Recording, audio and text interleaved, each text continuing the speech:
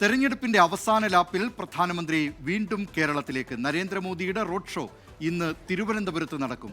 ജില്ലാ പര്യടനങ്ങൾ പൂർത്തിയാക്കി സ്വന്തം മണ്ഡലമായ ധർമ്മടത്താണ് മുഖ്യമന്ത്രി പിണറായി വിജയന്റെ ഇന്നത്തെ പ്രചാരണം. വിവരങ്ങളുമായി പത്തനംതിട്ടയിൽ നിന്ന് ഷിജോ കുര്യനും കണ്ണൂരിൽ നിന്ന് അജീഷ് ജയകുമാറും ചേരുന്നു. ആദ്യം പത്തനംതിട്ടയിലെ ഷിജോ കുര്യനിലേക്ക്. ഷിജോ കുര്യൻ, പ്രധാനമന്ത്രി നരേന്ദ്രമോദി ഇന്ന് വീണ്ടും കേരളത്തിലേക്ക് എത്തുന്നു. അതിലേറ്റവും പ്രധാനപ്പെട്ട കാര്യം ഈ ശബരിമല സ്വർണ്ണക്കൊള്ള വിഷയം പ്രധാനമന്ത്രി പരസ്യമായി ഉന്നയിക്കുമോ എന്നതാണ്. പ്രധാനമന്ത്രി എന്തായിരിക്കും ആ വിഷയത്തിൽ പറയാൻ എന്ന് ആകാംക്ഷയോടെ കാത്തിരിക്കുകയാണ് രാഷ്ട്രീയ കേരളം. നേരത്തെ BJP CPIM ഡീൽ ആരോപണം UDFിൻ്റെ ഭാഗത്തു നിന്ന് ഉന്നയിച്ചിരുന്നതാണ്. അതിനൊക്കെ പ്രധാനമന്ത്രി നരേന്ദ്രമോദി ഇന്ന് ഈ ശബരിമല സ്ഥിതി ചെയ്യുന്ന പത്തനംതിട്ടയിലെ പൊതുപരിപാടിയിൽ പറയുന്നുണ്ടോ എന്നതാണ് ഏറ്റവും പ്രധാനപ്പെട്ട കാര്യം. എന്തൊക്കെയാണ് വിവരങ്ങൾ, ഷിജോ?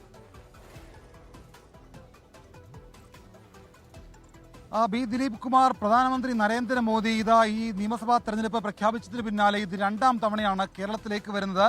ഇന്ന് വൈകിട്ട് 4 മണിക്ക് തിരുവല്ല പബ്ലിക് സ്റ്റേഡിയത്തിലാണ് പ്രധാനമന്ത്രി നരേന്ദ്രമോദി പങ്കെടുക്കുന്ന BJPയുടെ പൊതുയോഗം. ഇതിനകത്ത് പ്രധാനമന്ത്രി നരേന്ദ്രമോദി ഏതൊക്കെ രീതിയിലുള്ള രാഷ്ട്രീയ വിവാദ വിഷയങ്ങൾ ഈ പ്രസംഗത്തിൽ പരാമർശിക്കുമെന്നുള്ളത് രാഷ്ട്രീയ കേരളം ഉറ്റുനോക്കുകയാണ്. ഇപ്പോൾ ദിലീപ് കുമാർ സൂചിപ്പിച്ചതുപോലെ തന്നെയുള്ള നിരവധിയായിട്ടുള്ള വിവാദ വിഷയങ്ങളുണ്ട്. കഴിഞ്ഞ തവണ പാലക്കാട് വന്ന നരേന്ദ്രമോദി പ്രസംഗിച്ച് മടങ്ങിപ്പോയപ്പോൾ എന്തുകൊണ്ട് ശബരിമല അടക്കമുള്ള വിവാദ വിഷയങ്ങളെക്കുറിച്ച് പ്രധാനമന്ത്രി മൗനം പാലിച്ചു എന്നുള്ളത് UDF അടക്കമുള്ള ക്യാമ്പുകൾ വലിയ തരത്തിൽ അത് ചോദ്യമായിട്ട് ഉന്നയിച്ചതാണ്. രാഹുൽ ഗാന്ധി വന്നപ്പോഴും പ്രധാനമന്ത്രി നരേന്ദ്രമോദിയെ വലിയ തരത്തിൽ വിമർശിച്ചിരുന്നു. എന്തുകൊണ്ട് ശബരിമല വിഷയത്തെക്കുറിച്ച് അല്ലെങ്കിൽ ഏതൊരു വേദിയിൽ പോയാലും ക്ഷേത്രങ്ങളെക്കുറിച്ചും വിശ്വാസങ്ങളെക്കുറിച്ചും പറയുന്ന നരേന്ദ്രമോദി എന്തുകൊണ്ട് പാലക്കാട് വന്നു പോയപ്പോൾ ശബരിമലയെക്കുറിച്ച് ഒരു അക്ഷരം മിണ്ടിയില്ല എന്നുള്ളതായിരുന്നു UDFിന്റെ രാഹുൽ ഗാന്ധിയുടെയൊക്കെ ചോദ്യം. സ്വാഭാവികമായിട്ടും ശബരിമല ഉൾപ്പെടുന്ന പത്തനംതിട്ട ജില്ലയിലേക്ക് പ്രധാനമന്ത്രി നരേന്ദ്രമോദി വരുമ്പോൾ സ്വാഭാവികമായിട്ടും ശബരിമല സ്വർണ്ണക്കൊള്ള അടക്കമുള്ള കാര്യങ്ങളിൽ പ്രധാനമന്ത്രി നരേന്ദ്രമോദി എന്ത് പറയും എന്നുള്ളത് ഏവരും ആകാംക്ഷയോടുകൂടി ഉറ്റുനോക്കുകയാണ്. ഇത് മാത്രവുമല്ല, ഇതിനകത്ത് ഒട്ടനവധി വിഷയങ്ങൾ, ശബരിമല മാത്രമല്ല ഡീൽ വിവാദം അടക്കമുണ്ട്.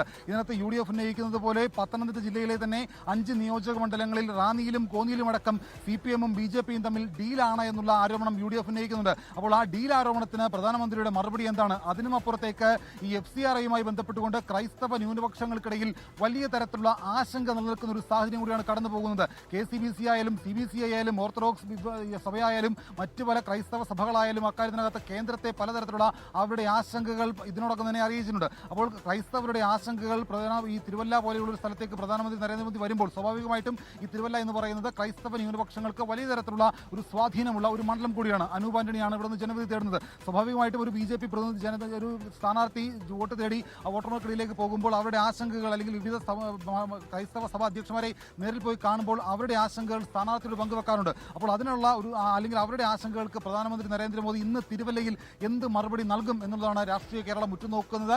ഉച്ചയ്ക്ക് 2:30 പ്രധാനമന്ത്രി നരേന്ദ്രമോദി തിരുവനന്തപുരം വിമാനത്താവളത്തിൽ വിമാനമിറങ്ങും.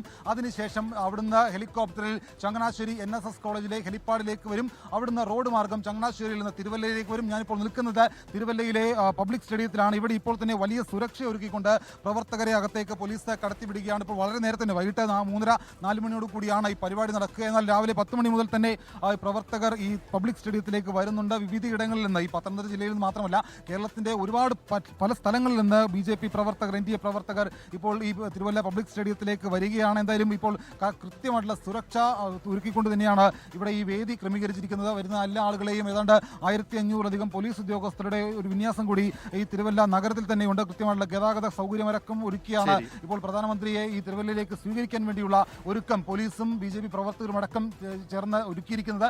എന്തായാലും ഇതിനകത്ത് ഏറ്റവും അധികം രാഷ്ട്രീയ വിവാദ വിഷയങ്ങളിൽ പ്രധാനമന്ത്രി നരേന്ദ്രമോദി എന്ത് പറയും എന്നുള്ളത് ആകാംക്ഷയോടുകൂടി ഉറ്റുനോക്കുകയാണ്. പ്രത്യേകിച്ച് പത്തനംതിട്ട നിയോജക മണ്ഡലം എന്ന് പറയുന്നത് 5 നിയോജക മണ്ഡലങ്ങൾ, പത്തനംതിട്ട ജില്ലയിലെ 5 നിയോജക മണ്ഡലങ്ങളിലും LDFിനാണ് കൂടുതൽ പ്രാധാന്യമുള്ളത്. കഴിഞ്ഞ നിയമസഭാ തെരഞ്ഞെടുപ്പിൽ 5 സീറ്റും LDF കൈയടക്കി വെച്ചിരിക്കുകയാണ്. ഇത്തവണ ഇവിടേക്ക് വരുമ്പോൾ പല സീറ്റുകളിലും ഒരു ത്രികോണ മത്സരം നമുക്ക് കാണാൻ കഴിയുന്നുണ്ട്. ആറന്മുളയിൽ ഒരു ത്രികോണ മത്സരമുണ്ട്. തിരുവല്ലയിൽ ഈ പറയുന്ന പോലെ അനൂപ് ആന്റണി വലിയ തരത്തിലുള്ള ഒരു സ്വാധീനം ഈ മണ്ഡലത്തിലുടനീളം ഇതിനോടൊപ്പം തന്നെ എടുത്തിട്ടുണ്ട്. കഴിഞ്ഞ 2 വർഷമായിട്ട് ഈ മണ്ഡലം കേന്ദ്രീകരിച്ച് പ്രവർത്തിക്കുകയാണ് അനൂപ് ആന്റണി. ഇപ്പോൾ സ്വാഭാവികമായിട്ടും തിരുവല്ലയും ഒരു ത്രികോണ മത്സരത്തിലേക്ക് പോവുകയാണ്. മാത്യു ടി തോമസ് ആണ് LDFിന് വേണ്ടി വിവരങ്ങൾ നൽകിയത്. പത്തനംതിട്ടയിൽ നിന്ന്, തിരുവല്ലയിൽ നിന്ന് ഷിജോ കുര്യനാണ്.